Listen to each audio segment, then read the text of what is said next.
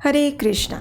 भगवान की वाणी भगवत गीता का आविर्भाव दिवस यानी गीता जयंती मार्गशीर्ष मास के शुक्ल पक्ष की एकादशी तिथि यानी गीता जयंती का वो दिन जब परम भगवान श्री कृष्ण के मुख से दिव्य वाणी भगवत गीता प्रकट हुई थी। वास्तव में भगवत गीता कोई धार्मिक पुस्तक नहीं है, अपितु संपूर्ण मानव समाज का पथ प्रदर्शित करने वाला मार्गदर्शक है। इसमें विश्व शांति का संदेश भी है और सफलता के सूत्र भी। इसमें दुखों से मुक्त होने का उपाय भी है और जीवन की परम गति प्राप्त करने का मार्ग भी। और ऐसा ही पवित्र दिन गीता जयंती इस बार आ रहा है 23 दिसंबर 2023 शनिवार के दिन। अब प्रश्न ये आता है कि इस दिन को आखिर विशेष कैसे बनाया जाए। तो चलिए आज हम देखते हैं कि गीता जयंती के दिन करने वाले मुख्य 5 कार्य कौन कौन से हैं। सबसे पहला कार्य एकादशी का पालन करना। जी हाँ, प्रत्येक वर्ष मार्गशीर्ष मास के शुक्ल पक्ष की एकादशी तिथि पर ही गीता जयंती का महाउत्सव आता है। इसलिए इस दिन एकादशी का व्यक्ति को संपूर्ण श्रद्धा और निष्ठा से पालन करना चाहिए, क्योंकि ये विशेष एकादशी है। और जानते हैं इसके क्या कारण है? मुख्य 2 कारण।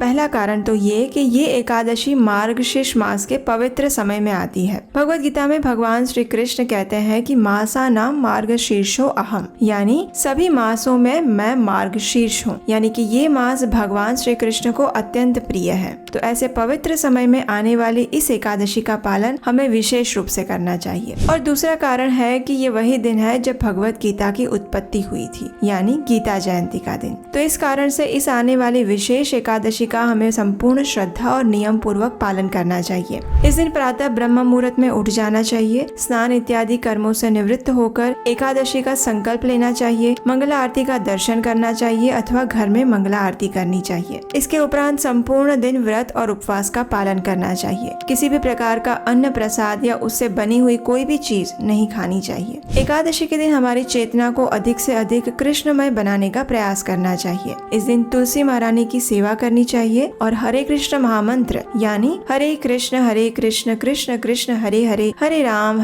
राम राम हरे हरे, इसका अधिक से अधिक मात्रा में जप करना चाहिए। अगले दिन द्वादशी पर निर्धारित पारण समय में पारण करना चाहिए। सुयोग्य व्यक्ति को दान देना चाहिए, भगवान को स्वादिष्ट अन्न प्रसाद भोग लगाना चाहिए और फिर स्वयं उसे ग्रहण करके पारण करना चाहिए। तो इस प्रकार गीता जयंती के दिन सबसे पहला महत्वपूर्ण कार्य जो आपको करना है वो है इस दिन आने वाली मोक्षदा एकादशी का संपूर्ण श्रद्धा, नियम और निष्ठा पूर्वक पालन करना। दूसरा कार्य गीता जयंती पर जो करना है वो है भगवत गीता का संपूर्ण पाठ। गीता जयंती के दिन संपूर्ण भगवत गीता का पाठ करने का विशेष महत्व है, इसलिए आप प्रयास करें। अगर मंदिर में जाकर इसका पाठ कर सकते हैं तो और अच्छा है, अगर नहीं कर सकते तो अपने घर पर ही संपूर्ण भगवत गीता के 18 अध्याय का पाठ करना चाहिए। इसमें ज्यादा से ज्यादा आपको 2 या 2.5 घंटे का समय लगेगा। अगर आप भगवत गीता के संस्कृत श्लोकों का उच्चारण नहीं कर सकते या आपको नहीं आता है तो आप सिर्फ उसका अनुवाद भी पढ़ सकते हैं, लेकिन संपूर्ण भगवत गीता का पाठ करना अत्यंत आवश्यक है।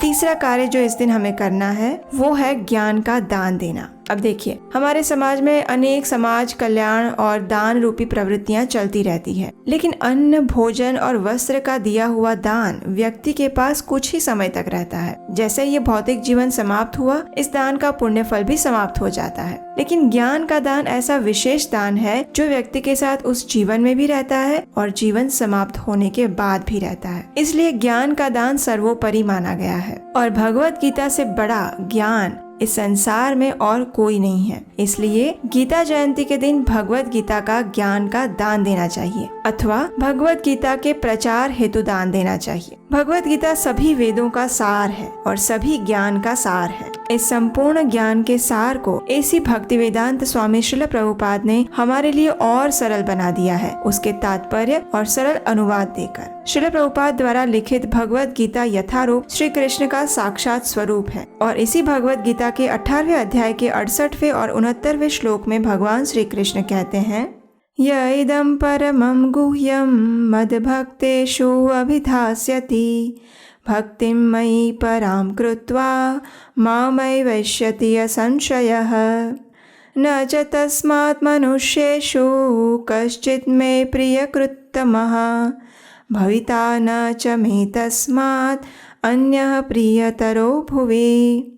अर्थात जो व्यक्ति भगवत गीता के इस परम ज्ञान का रहस्य दूसरों को बताता है वह शुद्ध भक्ति को प्राप्त करता है और अंत में मेरे पास वापस आता है। और इतना ही नहीं, भगवान ये भी कहते हैं कि संपूर्ण संसार में मेरे दिव्य ज्ञान का प्रचार करने वाले भक्त से अधिक मुझे ना तो कोई प्रिय है और ना ही कोई प्रिय होगा। अब देखिए, इससे हम समझ सकते हैं कि भगवान को भगवत गीता का प्रचार करने वाले भक्त कितने प्रिय हैं। इसलिए गीता जयंती के दिन आप किसी अपने घर, परिवार या मित्रों को भगवत गीता भेंट या पुरस्कार में दे सकते हैं, या फिर उसका ज्ञान प्रदान कर सकते हैं, या फिर आप भगवत गीता के प्रचार हेतु दान दे सकते हैं। हमें ये बताते हुए प्रसन्नता हो रही है कि अनाथ आश्रम, वृद्धालयों, स्कूलों और ऐसे अन्य जरूरतमंद लोगों को हमारी टीम द्वारा भगवत गीता का निःशुल्क वितरण किया जाता है। इसके उपरांत हमें ये बताते हुए प्रसन्नता हो रही है कि संपूर्ण वर्ष के दौरान हमारी टीम द्वारा भगवत गीता, श्रीमद् भागवतम जैसे वैदिक ग्रंथों के दिव्य ज्ञान का यथारूप में प्रचार भी किया जाता है। तो इस संपूर्ण कार्य के लिए, भगवत गीता के प्रचार के लिए या फिर भगवत गीता का निःशुल्क वितरण करने के लिए अगर आप दान देना चाहते हैं तो आप हमारी वेबसाइट गीतादान.in पर जाकर इस शुभ कार्य के लिए गीता जयंती के दिन विशेष दान दे सकते हैं। अगर आप अपने लिए या अपने परिवार तथा मित्रों के लिए भगवत गीता यथारूप खरीदना चाहते हैं तो स्क्रीन पर दिए गए व्हाट्सएप नंबर पर आप हमें व्हाट्सएप मैसेज या फिर ऑडियो मैसेज भी भेज सकते हैं।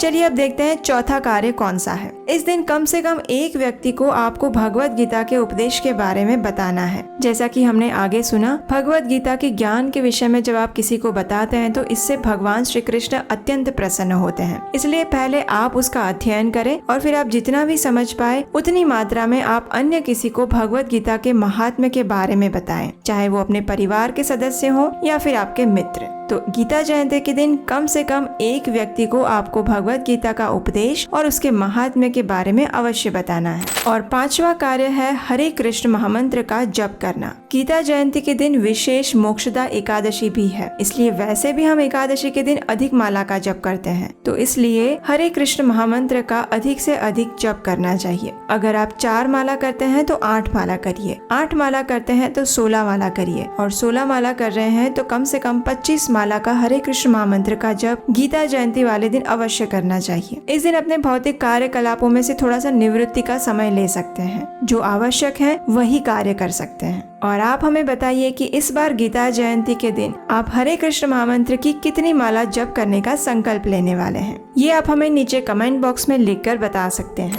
इस बार गीता जयंती पर हम आपके लिए एक और विशेष अवसर भी लेकर आए हैं, जब आप प्रमाणभूत शास्त्र और वरिष्ठ भक्तों द्वारा इस भगवत गीता का अध्ययन कर सकते हैं। जी हाँ, ये कार्य हमने किया है आपके लिए एक 18 सत्र का भगवत गीता क्रैश कोर्स लाकर। इस्कॉन लुधियाना के साथ मिलकर हम ये प्रयास आप सबके लिए लेकर आ रहे हैं, जिसमें 18 सत्रों में भगवत गीता के 18 अध्याय का सार आपको मिलेगा, और वो भी इस्कॉन के नामांकित वरिष्ठ भक्तों द्वारा। ये कोर्स कोई भी कर सकता है, चाहे आप स्त्री हो या पुरुष, युवा हो या वृद्ध। इस कोर्स के पूर्ण होने के बाद आपको इसका सर्टिफिकेट भी दिया जाएगा, और इसके साथ साथ श्रील प्रभुपाद द्वारा लिखित भगवत गीता यथारूप भी आपको निःशुल्क अपने घर पर भेजी जाएगी। तो ज्यादा सोचिए मत, अभी जाइए नीचे डिस्क्रिप्शन बॉक्स में और वहाँ दिए गए लिंक से अपने आप को भगवत गीता कोर्स के लिए रजिस्टर करें, क्योंकि इससे अच्छा मौका आपको पता नहीं दोबारा कब मिलेगा। अधिक जानकारी के लिए आप नीचे दिए गए व्हाट्सएप नंबर पर मैसेज या फिर ऑडियो मैसेज भेज सकते हैं। तो चलिए